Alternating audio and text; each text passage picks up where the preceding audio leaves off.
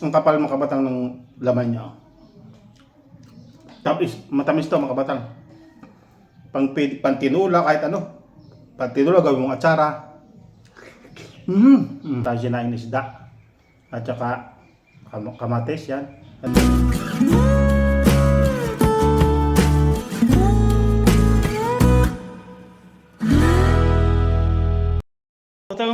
magandang hapon sa inyo lahat. Alas 2 na ng hapon. So kakain muna ako ng pananghalian.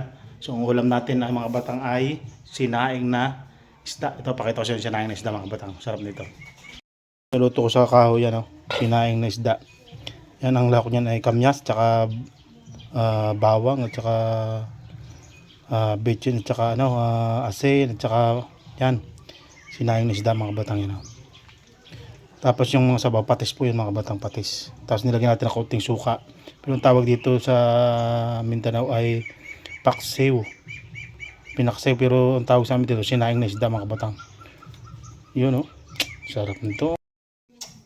So, right mga batang, yun, ito na, kakaon tayo, yan, at meron tayo sinaing na isda, at saka kamatis, yan, at meron tayo ditong kape, parang merienda na tanghalian na ito. So, meron tayo ditong mga prutas, papaya, pinya, at avocado, yan. Tingnan natin kung makakain natin yan. So, yan sarap nito.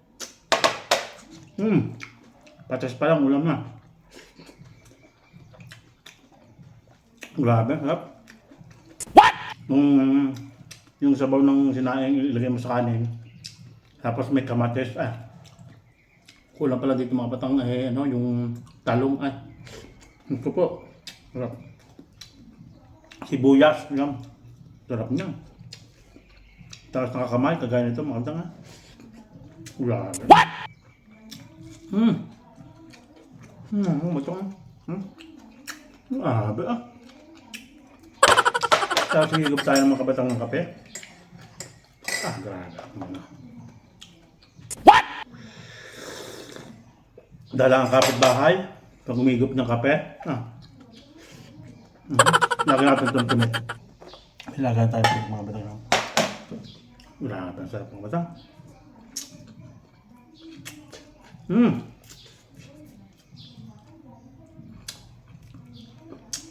Mga batang nasa probinsya ka, mga niluluto ang sa isda, mga sinaing na isda, paksiw na isda, yan. Tapos magluluto ng gulay, kaya sarap. Tapos niluto mo sa kahoy, ayun, naku, gusto po. Ganyan ang buhay, probinsya. Hindi kagaya ko mga batang na nasa abroad ako, lagi lahat bilhin.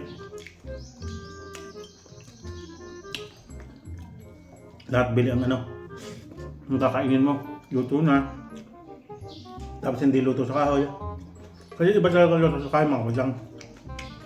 Talagang napakasarap. What? Yung aroma ng kahoy ang nagpapasarap dyan, yung usok, yung grabe mga kabatang. Grabe. May kamatis, tapos kanin, tapos isda. Ito. Grabe mo lang. Sarap. Masarap ang mga pala sa karne. Tapos kamatis.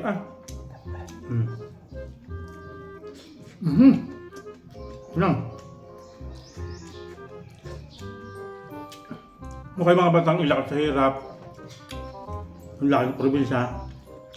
Maranasan nyo ito. Pero kung hindi ko ilakad sa hirap, hindi nyo alam itong mga lutong gato. Na kahit isang linggo hindi mo papanit yan. Tapos nakakain ka pati tinik. Tapos may naskapi tayo ng kape. Mainit ay inang. Sarap. Yung ulo. Nakakain.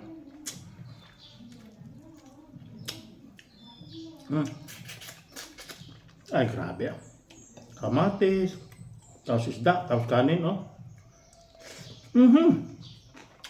What is the life? Ganun ang buhay. Simpleng buhay, sarap kumain.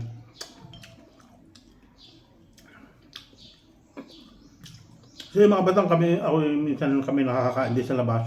Ang mga pamilya. Pag napunta kami ng bayan, yung namamasyal lang ang mga anak. Pero pag dito sa amin sa bahay, luto talaga lahat sa kahoy yan. Ang isda, mga bilibos natin vlog ng mga apisadong manok. Simpleng recipe lang yan. Pero masarap. Grabe mga bata.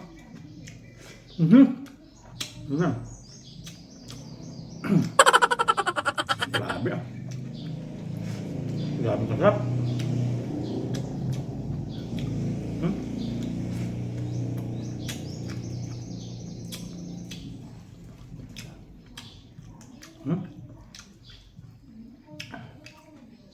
Lambot pa ng tinik mga batang.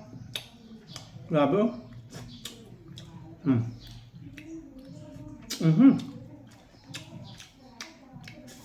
Pag ikaw na mga kabatang, wala nang pate, magluluto lang tayo ng gulay. Gulay lang ang katapat nito. Tawag dito sa Mindanao, pinaksiw na kamatis. Pero paksiw na isda, pero sa amin dito, sinaing na isda. Sinaing ang tawag. Grabe mga ito. Lalo kami si boys kung malalaki, ay wala. Rap, tas talong, ay inang.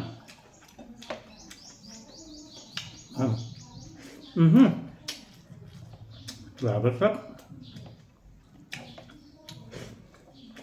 Tawag bang kanin mga patong.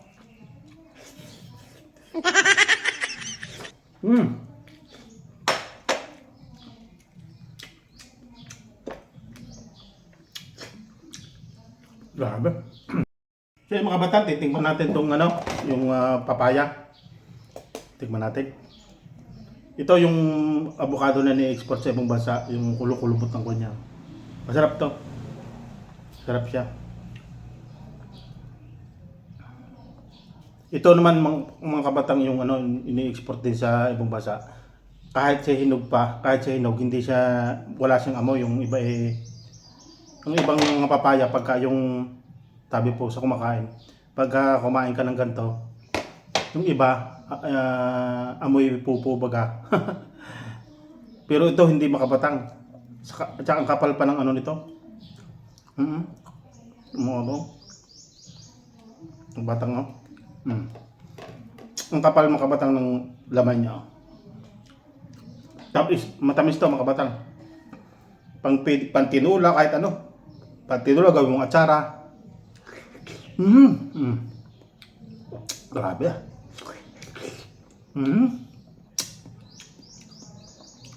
Pag hindi ka naman lumusog ang katawan ito mga batang, hindi ko na nga makain. Pagka nagme-merenda kami, itong mga kinakain, pinya, avocado.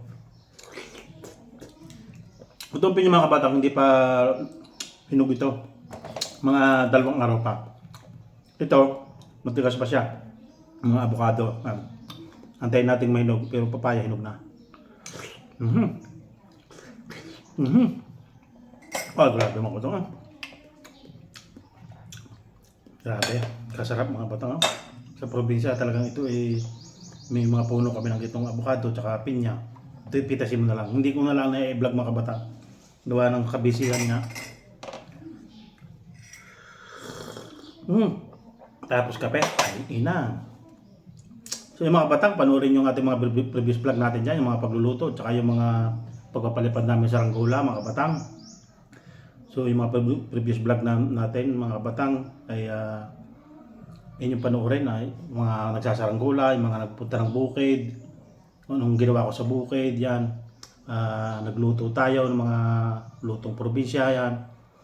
So yung mga bago pa lang sa channel na ito, mag-subscribe na mga kabatang.